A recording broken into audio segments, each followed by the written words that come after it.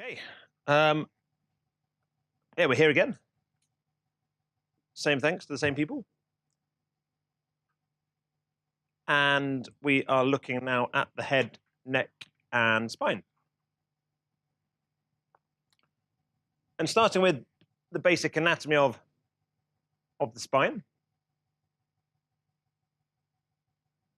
The spinal cord extends from the base of the skull to the tailbone, with 37 vertebrae, some of which acting as a point of anchorage for the ribs. The majority of vertebrae are separated by discs, by intervertebral discs. And they form a recognized curved shape. The head and the nose and the eyes are pointing to the left. And so this region at the top, the cervical spine, is otherwise called the neck. We then have the thoracic spine and the lumbar spine as well. And at the bottom is the sacrum. The cervical spine has a relatively large amount of movement because that's where the neck, that's where the movement from the head is controlled from.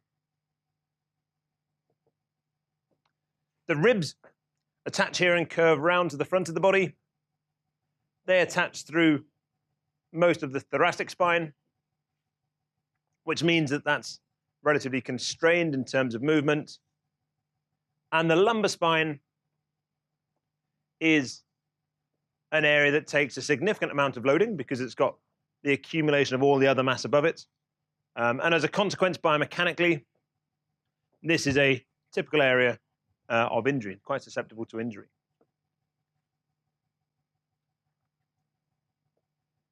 One of the key things is that the spine should be dead straight. So we're looking towards somebody in the frontal plane, and it should be perfectly straight, both when you look at the back and the front as well. Looking from the side in the sagittal plane, and there's that distinct curve again. And any curvature that curves inwards is lordosis. Any curvature that comes out is kyphosis.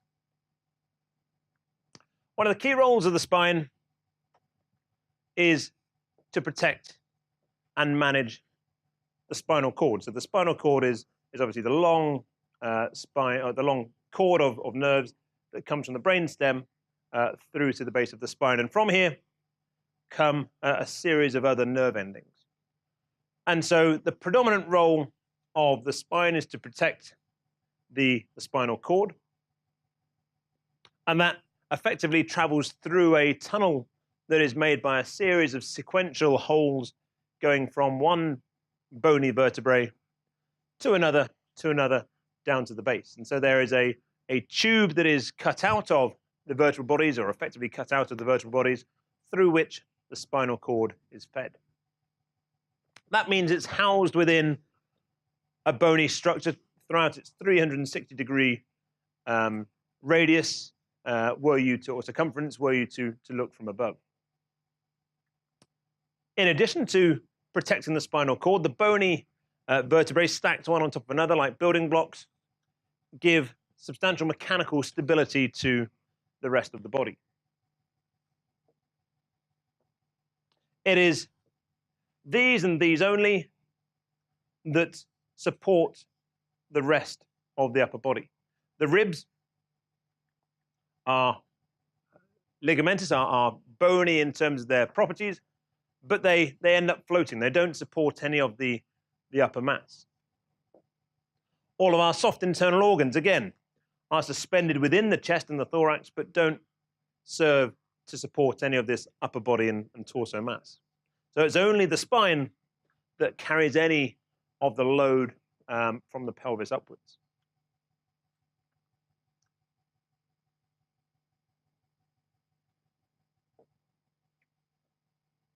So the nervous system that we're protecting in the spine has a number of functions.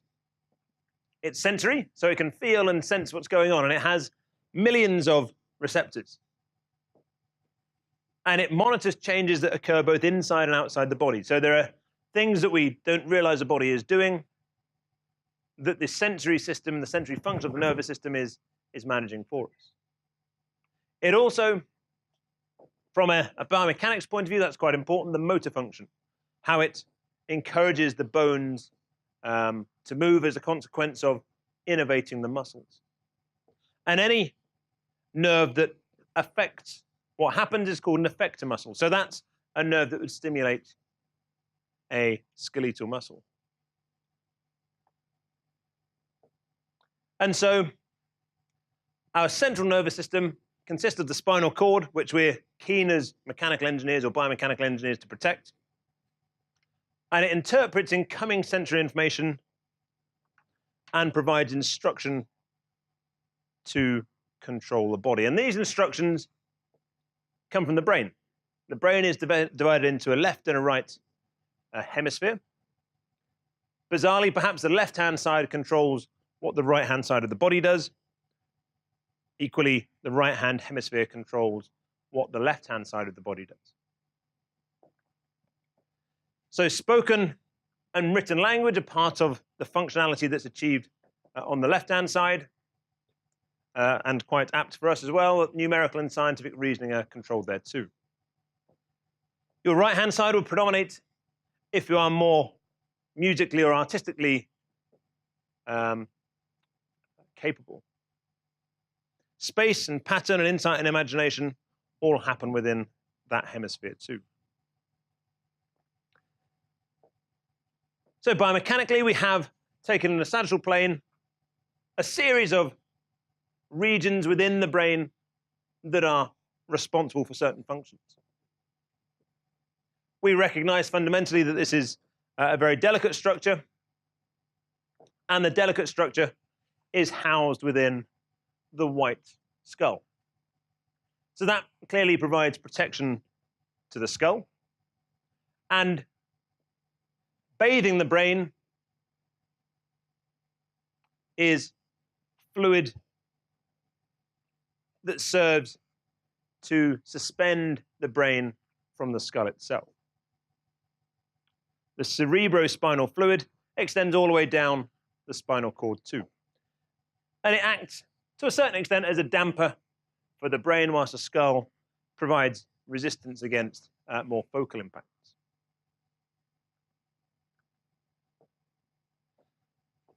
The brain is heavily vascularized. There are key blood vessels that feed the brain.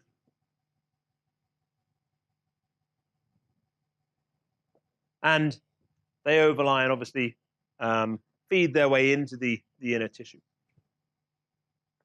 But these blood vessels are of significance to us from a biomechanical perspective. They extend from the periphery, so they sit on the surface of the brain and they extend into the deep tissue to ensure that the deep tissue is vascularized as well. So we have our skull, we have our subcutaneous fat, and then we have our veins. So our veins clearly carry the blood, but they move into the brain tissue itself. They cross over the subdural space, past the subarachnoid space, and into the brain. These are biomechanically the most, or one of the most vulnerable aspects of the brain, because any movement that we get in the brain, any movement relative to the skull, risks shearing through these very thin and relatively weak vessel walls. So the bridging veins are a key component to managing effective head protection. Can we ensure that the bridging veins remain intact?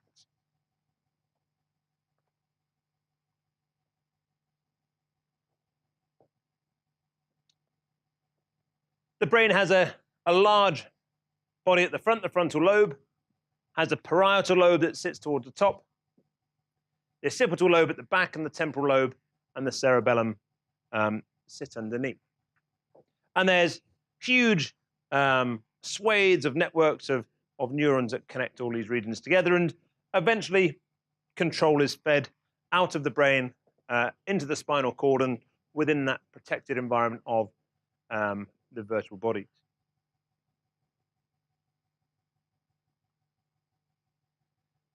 If we consider the cerebral cortex,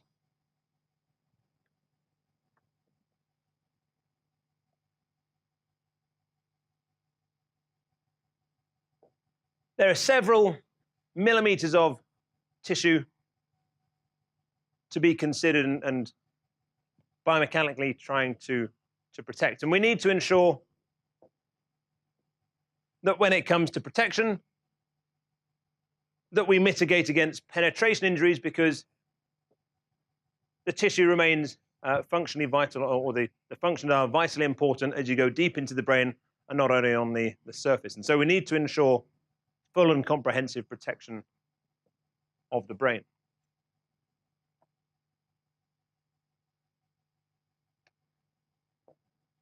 Of interest too are these shallow grooves. So the shallow grooves of the brain will become an area of interest for us later on. And again, the concepts that we see here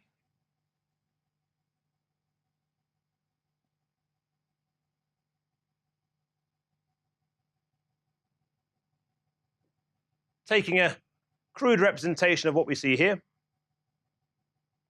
Brain tissue surrounds all of this. But from a mechanical engineering perspective, again, we run into the risk of stress concentrations. We have a fold in material here, and so one would expect there to be stress concentrations around these regions here. When we look at the brain and the consequence of brain deformation in greater detail, and we'll do that on Friday, we can see that there's a stark correlation between impact on the brain and change in cell type around these areas of potential stress concentration. But these are cell changes that aren't happening as a result of one traumatic injury. One traumatic injury can cause all kinds of other brain injury for sure. But these more subtle changes are as a consequence of repeated, relatively low energy impacts to the brain. American football, and we'll touch on this in more detail again on Friday, but American football is probably the first sport that has recognized that there's a correlation between playing elite American football and an increased risk of having brain injury. And pathologists and neurologists and engineers are all working together to try and understand what the correlation or what the causative link is. It's becoming more apparent and generally more accepted that in American football, there's not really one singular hard collision that occurs. And that they wear helmets to avoid such instances happening. And so there's relatively little risk of one huge impact occurring because the helmet, to a certain extent, mitigates against that. But it could be argued that wearing a helmet or encourages more frequent low-energy impacts because of the feeling of protection. You're wearing a helmet, and so you can go and put your head into places that intuitively you shouldn't really be putting it. To the extent that people in American football have been known and historically have done for a long time, they've tried to tackle someone using their head as the first weapon. In the UK, a similar activity, rugby, where the objectives are broadly comparable of tackling a player and regaining possession of the ball. One of the stark differences there is that you're told very definitely not to lead with your head, but to ensure that your head is protected when you go to ground, and when you tackle somebody, you ensure your head is out the way so that the person doesn't fall on you. American football, potentially as a consequence of wearing helmets, have not had previously training regimes that emphasize such a similar point. And so it's quite common for players to have relatively low energy impacts, but quite commonly and quite frequent throughout the game. Multiply those low energy impacts frequently through training sessions and through matches and through training sessions and through matches throughout an extended career, and our brain is constantly exposed to strain. Not huge strain, but constantly being moved around, one can imagine, inside of the skull. And because it doesn't cause any injury at the time, historically, people haven't given those impacts huge consideration. They've generally thought that the wearing of a helmet has been effective because you can continue to participate in the game.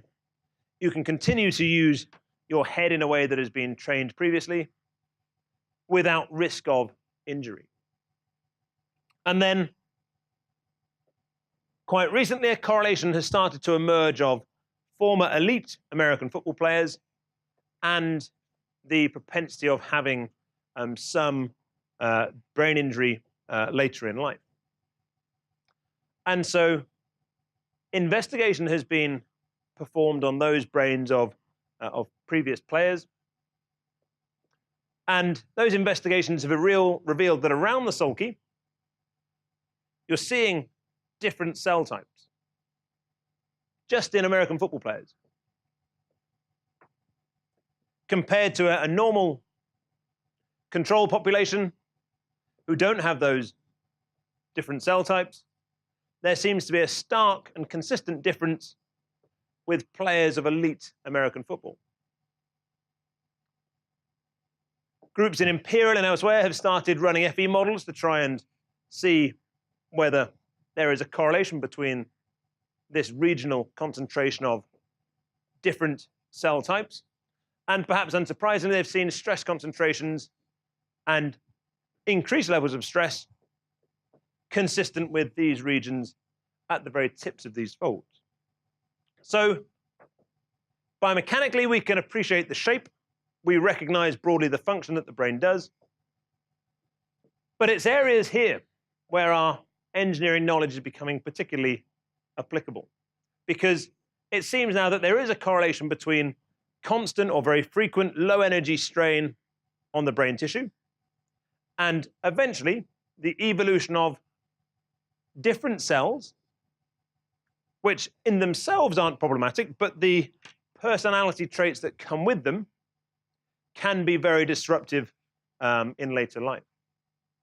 And so only very recently in the last few years is this becoming apparent, but it creates a new and emerging field of head protection and increases the urgency to find effective solutions. And we'll discuss that more on Friday.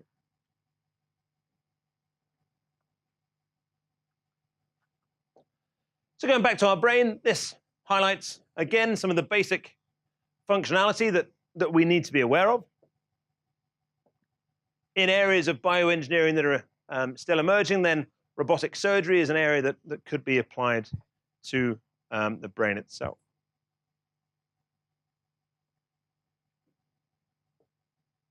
We need to be aware that different senses report into different areas of the brain. Some that we may, as engineers, start influencing, for example, hearing. Can we design solutions that bypass the need for a hearing aid and go straight into the root cause of the problem, which presumably lies in here? Equally, for eye impairments, for blindness, and for other sensory conditions, one can imagine that in 20 years' time, as a consequence of engineering, things may seem very different. Motor areas, and so areas of the brain that control some kind of movement. The motor cortex is obviously important to that too.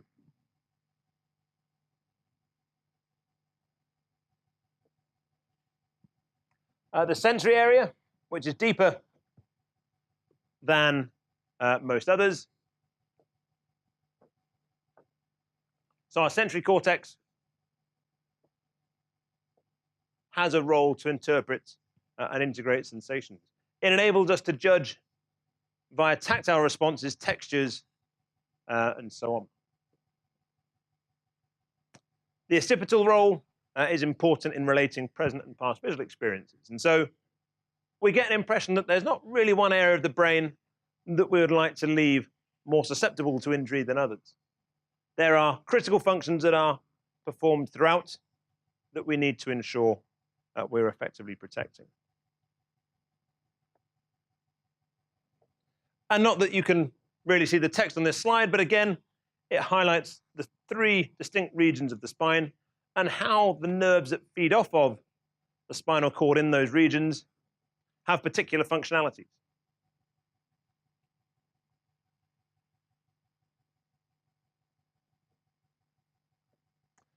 And our peripheral nervous system lies outside of the central nervous system with a series of nerves that carry impulses to and from the brain and a series of nerves that carry impulses to and from the spinal cord. And one of the challenges that engineers may face in the future looking at nerves and how we manage the transfer of nerve excitation to external bodies, be that exoskeletons, be that more advanced prostheses. Solutions exist at the minute to do that moderately effectively. Maybe there are solutions that are still to emerge that would do that with even greater effectiveness. But all of this is protected and relies upon having a healthy spine. As soon as you start seeing conditions where there's a risk of an unhealthy spine, then it puts at risk the ability of the body to do so much more. Here we have a case of hyperkyphosis, and so the curve on the spine here is far too great. Biomechanically, one can imagine that the inside edge of the spine and the vertebral bodies that exist within it to provide that stability are becoming crushed. They're exposed to far greater load than they're originally designed to do. Scoliosis, this is looking at a person who's looking back at us. The line of the spine should be dead straight. There should be no curve in it at all. But scoliosis, again, is a deformation that causes a series of problems, breathing difficulties, amongst others. And again, that condition would ideally be resolved as quickly as possible for risk of greater loading on the spine. We can imagine that the vertebrae on the inside of this undesirable curve are exposed to greater compressive loading than if the line of the spine was far straighter. Equally, these outside edges will experience relatively little loading and so may change their structure as well. But all of this relies on our building blocks. So these are our vertebral bodies. So that's the vertebral body, and we have some processes that stick out from the vertebral body, and the entire thing is our vertebrae. The hole in the middle is our important tunnel that's created when this 3D structure has other vertebrae added above and below it. And this way goes into our chest, and this way comes towards our back, and we have a series of insertion points for other ligaments. It's the ligaments that hold this together. And difficult though it is to represent on a screen, but the processes stick up towards us such that the spinal vertebral body above interlocks to a certain extent with the one below. That's why if we were to try and hyperextend our spine, then we find it only extends to such a degree because of the mechanical resistance then of the spinous processes contacting one another. Equally, there's only so much lateral deflection that we can, or lateral extension that we can perform due to the quite close alignment of the processes. The processes in the vertebral bodies and the vertebrae themselves are actually individually different depending on what height of the spine we're considering.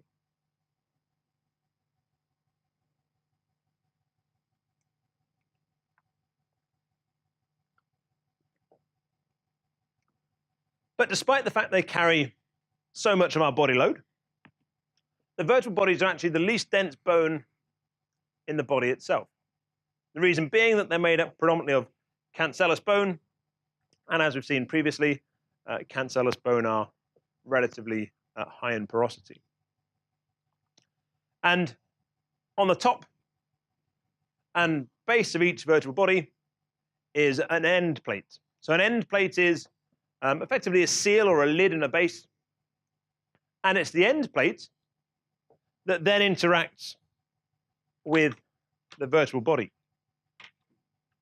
the intervertebral disc rather. So the intervertebral disc provides some element of elasticity in what would otherwise be a very rigid and stiff spine. So our vertebral bodies are something like that, and we have a series of processes that come out either way. We have an end plate, and on the end plate we have what some draw a comparison to being effectively a car tire. So it's similar in shape, but it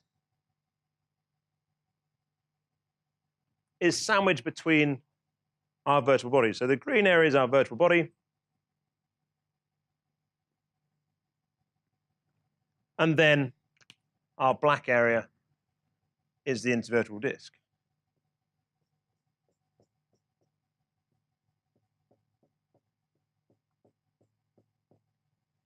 And our head is pointing that way. So we have these intervertebral discs that actually add an element of flexibility to what would otherwise be a rigid system. And an intervertebral disc has a fibrous outer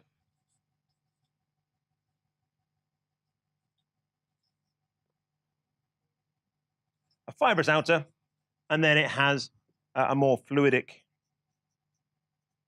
internal structure.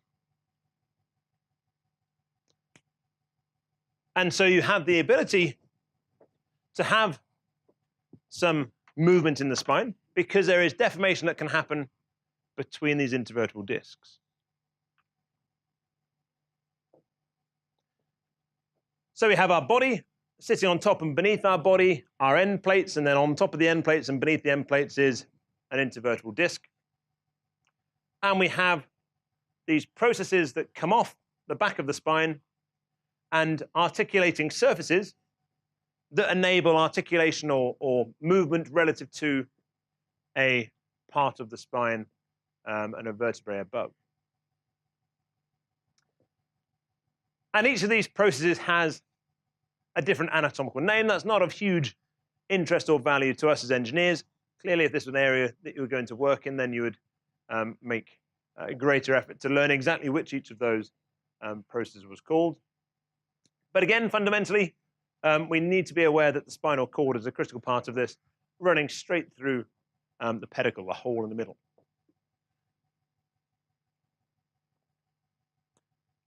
Our transverse processes, these are the ones that stick out from the side. One either side, and serve to attach muscles and ligaments. So there's a whole sheath of muscles and ligaments that link this lot together. Whilst they're quite cleverly designed and they do interlink and interlock, the need for us to have a flexible spine in the intervertebral discs means that there needs to be an element of movement from one vertebrae to the next. And so to ensure that there is sufficient stiffness and that your spine achieves the functionality that you need it to, there is a very tough, robust ligament that runs all along the back of the spine.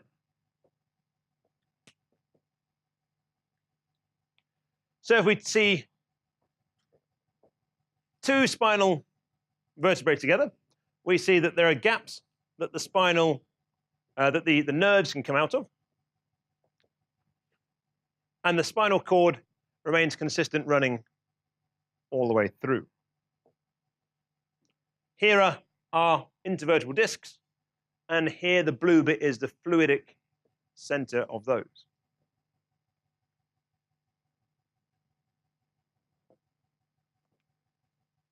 So the interaction of the two processes that stick outwards, these interactions are governed by the facet joints, or otherwise termed the zygopopliteal joints. And they serve to carry about 20 to 30% of the load of the entire spine. There are two facet joints in each motion segment. So this is a motion segment. Here there's one on one side and one on the reverse side of the main spinal process. And they have a variety of roles, but in terms of limiting the movement or constraining the movement, in the cervical area, it enables about 45% or 45 degrees of freedom of rotation. In the lumbar area, increases to 90%. Thoracic area, which is the center where the ribs are held, is a bit less, at about 60%. 60% transverse, but only 20% in the frontal plane. So you can only move forward in the frontal plane when considering your thoracic region of your spine by about 20 degrees. That's because the ribs constrain a lot of that movement. This, of course, is in a healthy body. When we have an unhealthy body, we have issues of degeneration, dislocation, fracture, and instability. It could be from an incidence of trauma, could be as a consequence of diseases such as osteoarthritis, or indeed as a consequence of other surgery.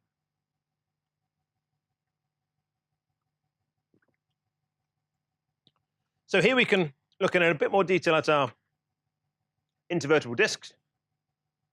So we have this fibrous outside, and then we have this nucleus, the annulus that is, sorry, the annulus is the outside, and then the nucleus is on the inside. Our annulus is a collagen layer, and that's more fluidic, has water inside it, and it ensures an even distribution of load. And looked at from above, it can be imagined as a car tire because the tire sits between two vertebral bodies. The intervertebral disc is largely free of blood. There are blood vessels that feed into the posterior of the vertebral body, so come in from the back, but there's not all that much blood in there.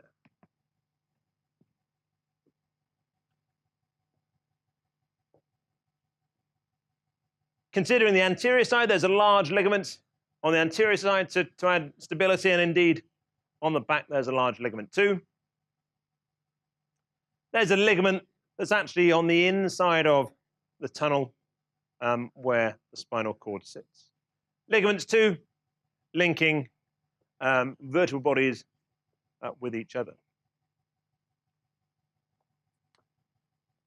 We can then start adding on reality. We've got 1, 2, 3 layers of muscles that go onto the back. And so, again, as engineers, we need to be careful that we don't oversimplify the problem to think of bones and bones alone.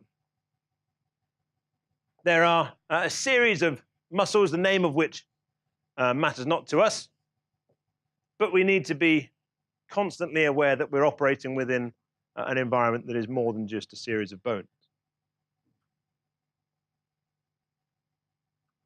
So if we look down again, here is our back, and this is into our thorax. we have our spinal cord within the space, the tunnel, the foramen of the spinal process. This is bathed in synovial cerebrospinal fluid and some fatty tissue to add further protection. Our nerves then squeeze out between the gaps of adjacent vertebral bodies, and we have an intervertebral disc that sits on top of each of those. Movement is constrained by the processes, and this varies from one pairing of vertebrae to another, depending on whereabouts they are. But overall, the function is to protect the spine, provide support, almost the only support for the upper body, but also to allow mobility. If we were to plot from C0, which is effectively a pivot that the head sits on, down to the base of our neck, through to then the rest of our spine, we see that our neck is the area which gives us the predominant amount of flexion and extension. That's to say, bending forwards and back. The thorax is limited by the ribs and also by the shape of the processes posteriorly. There is an increase in permissible and permissible motion towards the lumbar side. Lateral bending is where you bend left and right. And again, in the neck, this is an area that facilitates lateral bending, and to a lesser extent, the thorax and the lumbar regions too. Axial rotation happens pretty much exclusively at the very top of the cervical spine, top of the neck, as it rotates relative, or the head rotates relative to the cervical, to the neck. In the base of the spine, the lumbar spine, there's very little axial rotation, only a couple of degrees per interaction of vertebral bodies. Intervertebral pressure can be measured within the disc. That can be achieved by interrogating the disc with a sensor. You would not do this on a living subject, but if you were to get a pair of vertebral bodies, you could start to interrogate the pressure within a pair of vertebrae. Of interest is that the amount of force felt within the intervertebral disc can change. If you stand and bend forwards, then you're going to have a significantly greater amount of force, nearly 3 times body weight, than if you were to sit. Climb 2 stairs at a time and you get an increase in body weight again.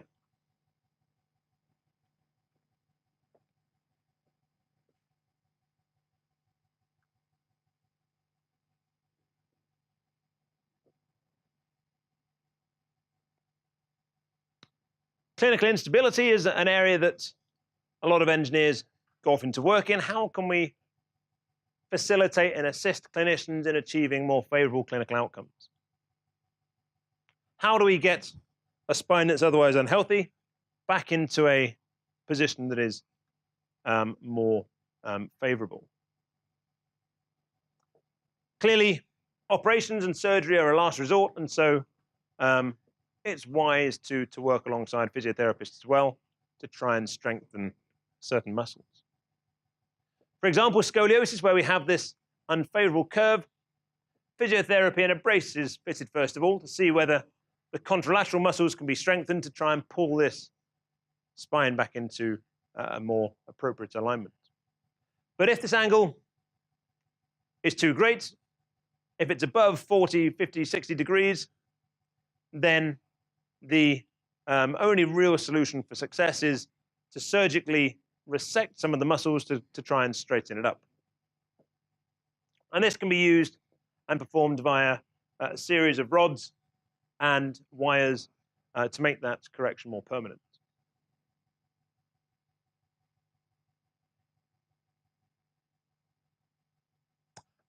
Talking about vertebral fractures, we can have some issues of the vertebrals failing, the vertebrae failing, where the processes become fractured away from the main body, or we can have the internal surface of the vertebral body failing as well and causing further distribution or unfavorable distribution of load.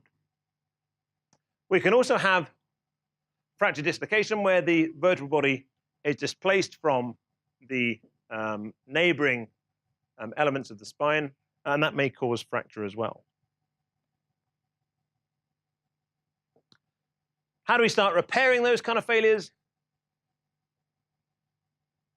We can start looking at methods of fusion, where we effectively link two or more bodies together. More advanced techniques look at scaffolds and spacers. Can we encourage repair of the spine as opposed to trying to rigidly fix it together? And these are some of the slides, some of the solutions that exist already. So we can insert rods and screws to fix spinal components relative to one another. Clearly tricky and fiddly surgery, but surgery that can be performed nonetheless. More advanced solutions are trying to replace both the intervertebral body and the intervertebral disc and the vertebral body at the same time, such that you get the element of flexion with the element of stiffness as well. And so we can use both a spacer and a fixation device to try and replicate the functionality of both. Intervertebral discs can fail as a consequence of either degeneration, so they wear out, or prolapse, where they become displaced from their relative position in the spine. Here we see healthy intervertebral discs, and as a consequence, probably as a due to a malaligned spine, then there's an increase in biomechanical loading on the deeper surface of these bodies and causes lumbar degeneration of the disc as well. We can consider too a prolapse of the intervertebral disc, and so we're dealing here with the relatively liquidy fluidic center of the spine or the intervertebral disc being squeezed out and pressing against the spinal cord. This can cause deferred pain. You can think that the pain is coming from wherever this nerve root ends up inserting onto, and so you can complain of a sore foot or leg or whatever else it may be, but in actual fact it's sensation that's being caused by the compression of the spinal cord in the spinal column itself. The last slide for today, you might be disappointed to hear. Looking at intervertebral disc replacements, and they can be replaced by mechanical structures that look to replicate the intervertebral disc functionality. The end. Anyone got any questions?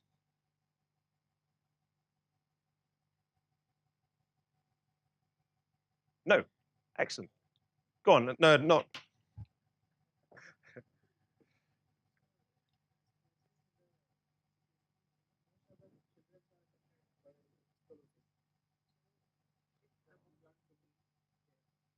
That's a good question. Scoliosis is a challenging problem that fundamentally seems quite straightforward, and that is that you have a curve that you want corrected to become straight.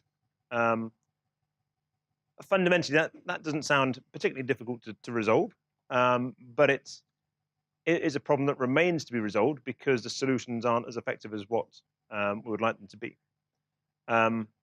Quite how you can train the bones to grow in the correct alignment again is challenging. Probably one of the limitations is that there aren't any obvious animal models that you can use with scoliosis.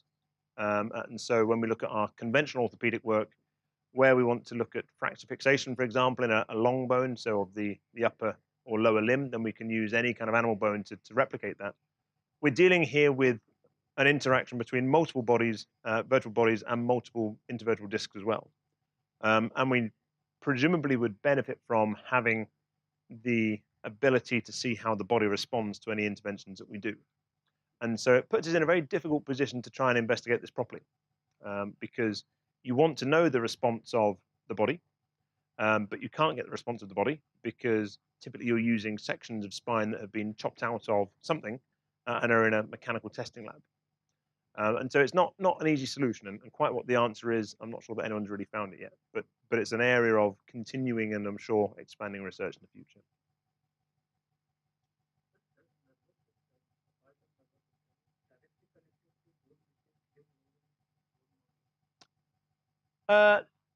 No. So bone remodeling is a system that is controlled by a cell communication to each other. And so that's where, even in terms of the level of depth we've gone into today, which seems quite detailed, but in reality, we're missing out a number of other worlds that also are interested in the human body. And so there are cell and tissue engineers, so people that whereas we would class ourselves as mechanical or biomechanical engineers and can make things out of traditional engineering materials for benefits of the human body, cell and tissue engineers, they use cells and tissues and try to make things to do for the human body. And so people can make new bone, and they do that by effectively controlling what the cells say to each other. And so the nervous system would not directly influence, they're not hardwired to bone, they're the nervous system hardwires into muscles. So that if you have a problem with your nervous system, then probably a muscular-based function is inhibited, but that wouldn't necessarily stop you from growing. So your cells would remain communicating to each other. They would respond to stresses and strains, and that happens independently from the nervous system. Yeah, that's absolutely a good question. Let's go back to...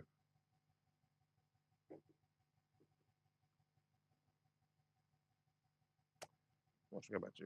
Something somewhere.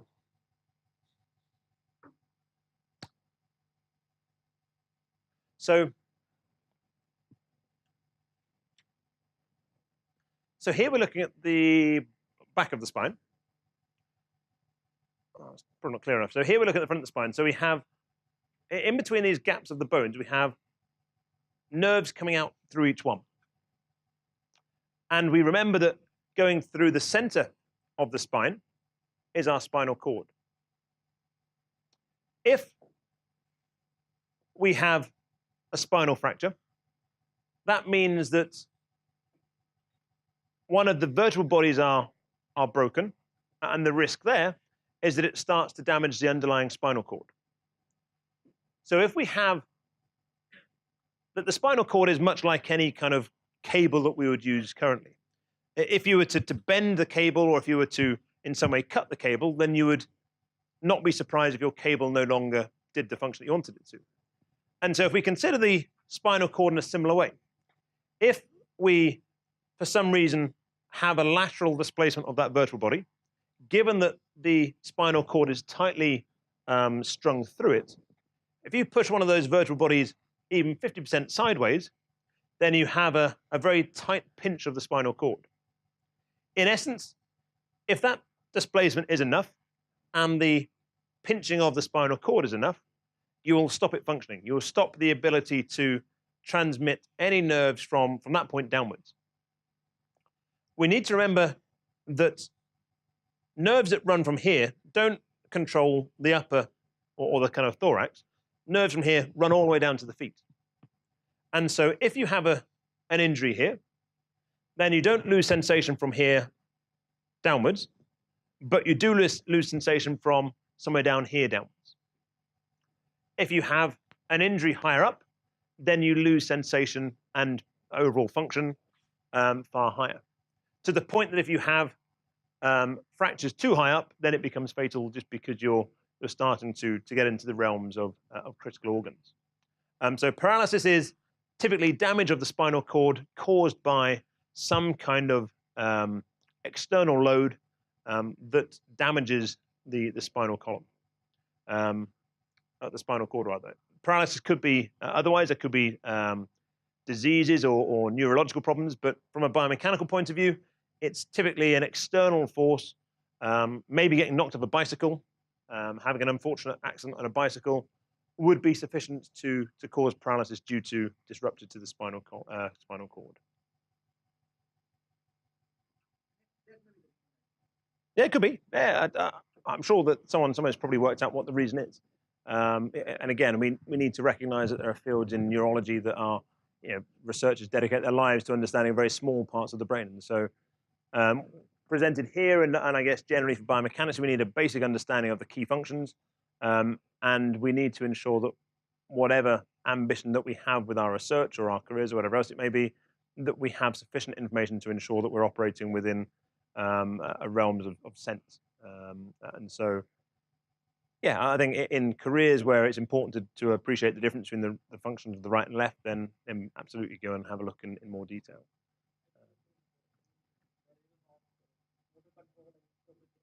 Mm.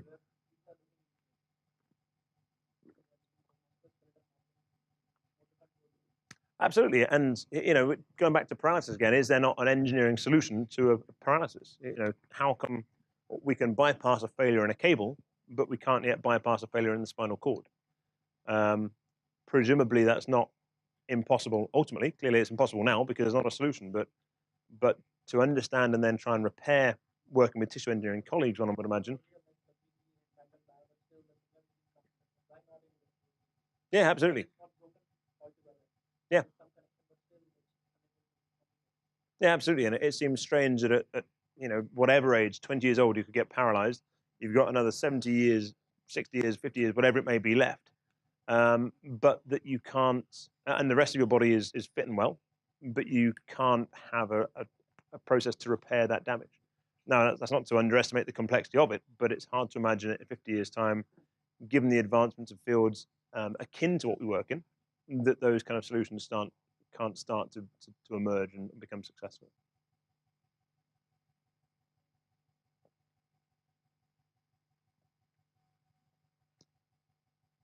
Happy?